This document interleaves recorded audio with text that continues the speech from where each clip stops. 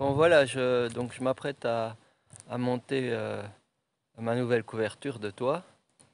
Je vais vous montrer un peu ce que je fais. C'est intéressant parce qu'au Portugal, on ne trouve pas beaucoup de choix. Il faut faire avec ce qu'on a. Donc je vais un peu vous montrer ce que j'ai choisi, pourquoi et comment je vais faire. Donc voilà, d'abord j'en ai profité pour faire une petite extension. Il n'y a pas beaucoup de place parce qu'il y a des arbres. Mais de faire une petite extension à l'arrière pour avoir une pièce de rangement et pour mettre une douche. Donc ça c'est le projet. Donc ensuite, je vais vous montrer les tôles. Donc c'est des tôles, ça s'appelle chapa sandwich, des tôles sandwich. Donc et donc c'est une tôle métallique. En dessous c'est en plastique, en PVC je crois, et c'est du polyuréthane. Et donc ça ici j'ai pris 3 cm d'isolant. C'est le modèle complètement standard et c'est la couleur standard qu'on trouve ici. Très très difficile de trouver dans un délai raisonnable et pour un prix raisonnable une autre couleur. Donc il faut s'y faire. Généralement, les gens ici ils utilisent ça parce que c'est rapide et pratique et ils recouvrent ça de tuiles. Donc ils utilisent ça comme isolant. Et comme c'est rigide, ça contrevente et ça solidifie les bâtiments aussi. Euh, Moi, par contre, comme c'est pour ma cabane, euh, ben, en fait, les poutrelles de la charpente, elles sont trop faibles, quoi. Elles sont pas prévues pour du poids en toit en tuile. Donc j'aurais pu refaire un toit en, en espèce de tuile de produits pétroliers. Mais bon, avec les problèmes, et en dessous en isolant Steico. Mais comme ça, comme j'ai eu des problèmes et comme ça a pris l'eau, je suis pas trop excité. Bon, en principe, le Steico, si l'eau stagne pas, ça devrait pas poser de problème. Mais là, c'est aussi plus cher. Donc, ce que j'ai décidé, comme je vous ai montré, c'est de coller une fine couche de 2 mm de liège pour isoler un petit peu du bruit, pour diminuer un petit peu le bruit.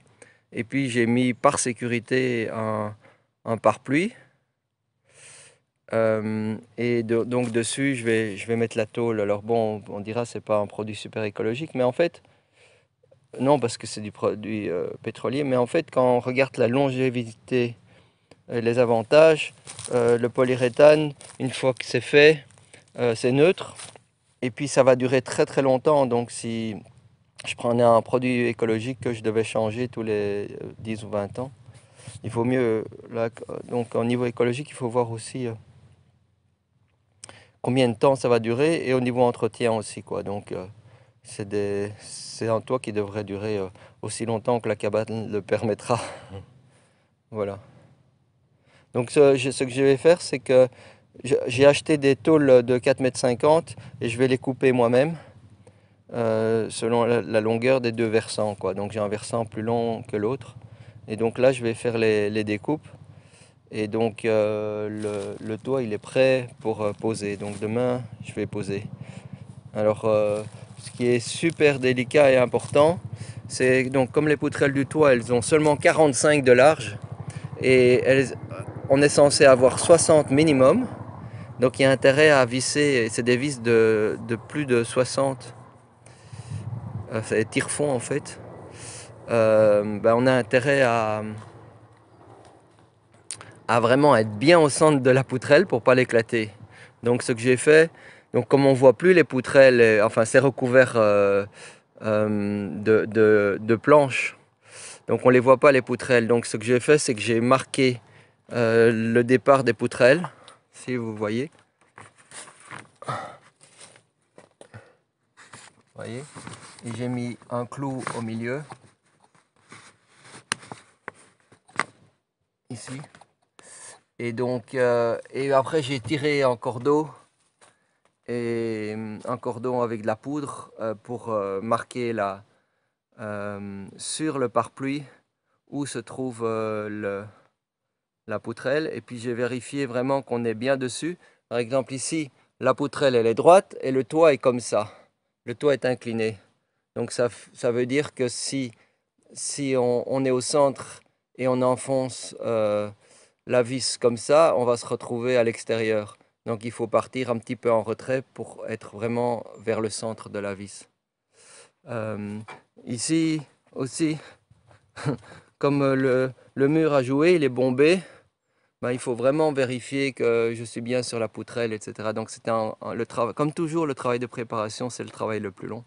Donc j'espère que je ne vais pas éclater les poutres, on verra ça demain.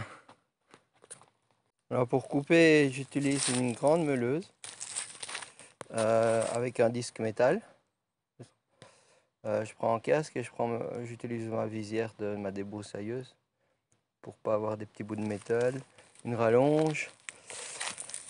J'ai marqué avec un cordeau à poudre, des gants, un crayon, un mètre. Et donc c'est un peu chiant à noter parce que bon, le cordeau à poudre euh, il va noter seulement sur les petites monticules. Par contre, j'ai utilisé voilà, un petit litho pour noter au milieu, pour bien couper, parce que j'ai pas du rabais. Il faut que je coupe vraiment précisément. Voilà. Ouais, voilà. Et puis donc, j'ai mis 2 supports aussi pour tenir le bout qui va être coupé, pour pas qu'il s'écrase à la fin, quoi, et qu'il tord la tôle. Donc pour chaque étage que je vais couper, là je vais en couper 5 sur les 9. Ben, il faudra que je trouve 2 socles, que je les règle à la hauteur de la pile qui reste. Voilà. Bon voilà, la première coupe. Alors il faut faire gaffe. En fait, il y a du métal en dessous aussi. Donc c'est très coupant. Et donc le métal est recouvert de plastique sur le bas. Donc voilà, c'est du métal. Et donc il faut mieux bavurer parce que ça coupe un max. Et donc ce que j'ai fait, c'est que j'ai coupé par un côté et puis j'ai rejoint de l'autre côté parce que c'est un peu dur au milieu d'arriver jusque là. Et voilà, bon, ça donne pas trop mal. Ça donne pas trop mal. Là, comme elles sont posées alternativement à l'endroit à l'envers, là c'est la deuxième, elle est à l'envers et donc c'est plus facile à tracer. Mais bon, j'espère que ça va pas endommager, faire une finition plus moche au niveau de, c'est le risque, au niveau de la face avant, de dessus. On va voir, expérimentation. Bon voilà, quand on coupe à l'envers, bon la difficulté c'est que la meuleuse elle arrive difficilement à couper jusqu'au bout. Donc c'est vraiment une galère quoi. Et bon en plus on abîme un peu le bord, on est moins régulier sur cette face là forcément, qui est la face la plus apparente. Heureusement cette partie là va sur le haut du toit donc on verra pas. Mais l'autre, le petit bout, ce sera le bas du toit. Donc c'est plus ennuyeux. Donc l'avantage c'est pour tracer et pour couper. Mais pour couper, on n'arrive pas à couper facilement jusqu'au bout. Donc voilà, je vais encore expérimenter, mais je pense que c'est mieux de les couper à l'endroit.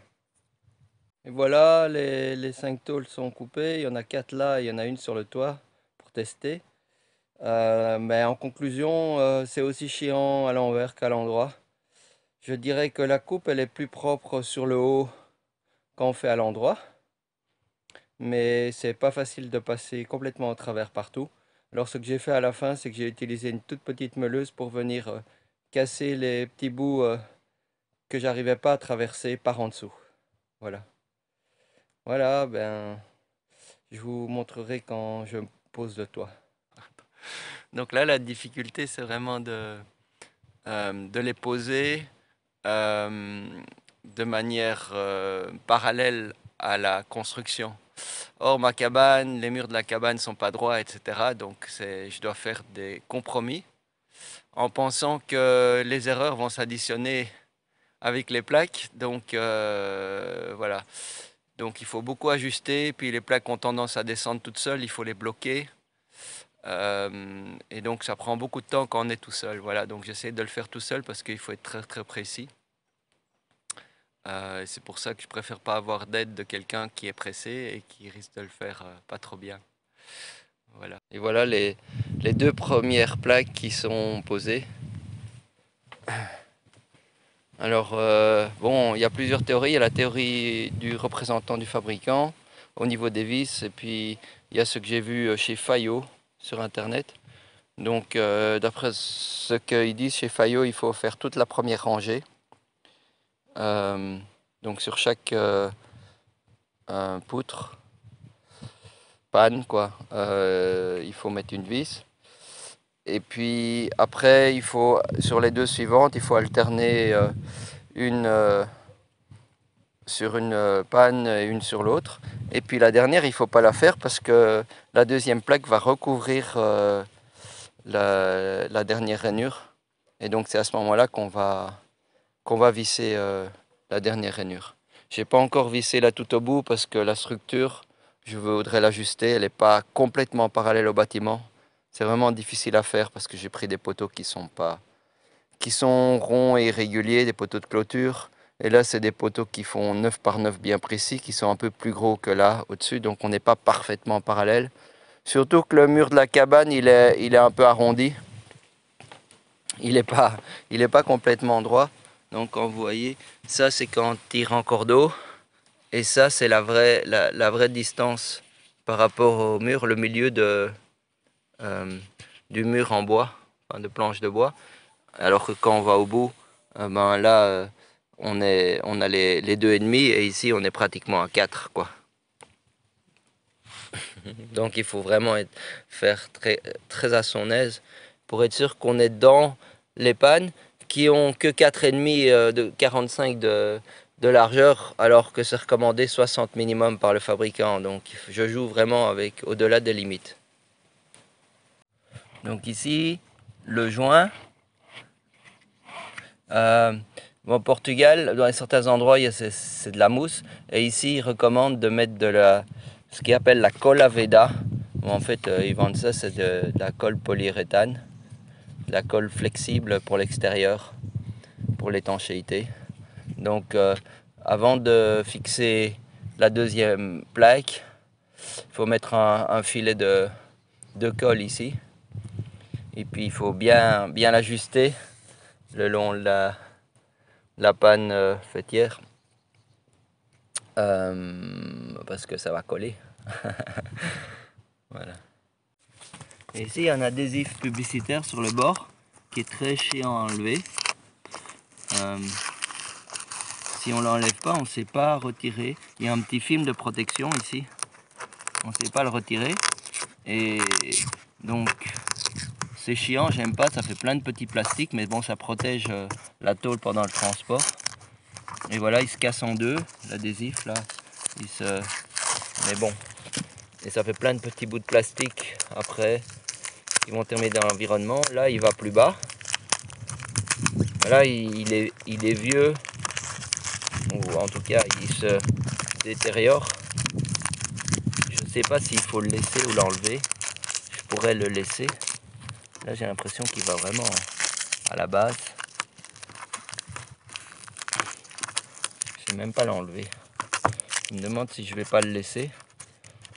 Et puis, tant pis, parce que c'est vraiment chiant, tous ces petits films. Alors, quel est le problème si ça reste en dessous? Ce sera collé entre les deux plaques. C'est pratiquement pas l'enlever. Voilà, le toit est complètement posé sur la structure actuelle, pas encore sur l'extension parce que je dois la construire. Je dois encore poser pas mal de vis, mais je vais arrêter là. Alors je vais juste vous faire commentaire sur ce qu'on trouve au Portugal ou pas. Alors au Portugal, généralement, il n'y a pas ces petits clips là euh, qui, qui servent à bien étanchéifier et bien tenir les... Surtout c'est vachement utile quand les deux tôles se recouvrent. Et donc il faut le demander si on veut ça. Donc je sais qu'en France ils utilisent ça, ici les Portugais ils n'utilisent pas ça. Mais ça s'appelle capulote. Capulote. Donc il faut le demander spécialement si vous le voulez. Et en fait derrière, voilà, c'est comme ça. Il y a la vis Donc c'est un tire-fond ici. Il y a un petit caoutchouc. Et puis ça va comme ça dedans. Donc il y a une double étanchéité. Voilà, moi j'ai préféré ça. Alors ici, les crêtes, ça s'appelle Cume, C-U-M-E.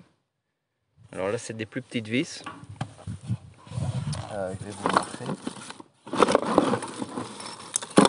C'est des plus petits tire-fonds en fait. Voilà. Ça vient comme ça.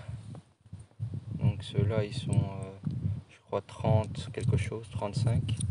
Et là, c'est juste dans la tôle. Ça va pas dans le bois, dans la panne. Je vais vous montrer. Donc ça vient comme ça. Faut pas trop l'enfoncer parce que ici, c'est des modèles où il n'y a pas beaucoup de caoutchouc. Ils sont économes, les Portugais. C'est mieux si vous avez des modèles avec plus de caoutchouc, je trouve. Donc là, c'est mis temporairement. En dessous, on voit pas, mais donc il y a un interstice entre les deux tôles. Et ça, il faut le remplir de mousse polyuréthane. Donc j'ai mis juste quelques vis pour tenir, pour que ça ne saute pas avec le vent. Et je vais terminer ça demain ou plus tard dans la semaine. Voilà. Ce qui est aussi hyper important, c'est de bien noter les emplacements des pannes pour bien visser dedans. Donc sur chaque tôle qu'on avance. Évidemment, si la panne est visible juste en dessous, c'est beaucoup plus facile. Moi, comme il y a un pare-pluie, il y a du bois, il y a du liège et un pare-pluie, on ne la voit pas. Donc j'ai dû tirer un cordeau sur toute la largeur et chaque fois revérifier quoi. Voilà. Donc vraiment qu'on est dedans et qu'on l'éclate pas. Voilà, c'est pas mal. En tout cas, ça consolide vachement la structure qui est pas en super état. Et donc voilà, c'est un truc que je recommande dans certains cas quand on peut pas mettre des toits en tuiles ou des toits végétaux quoi.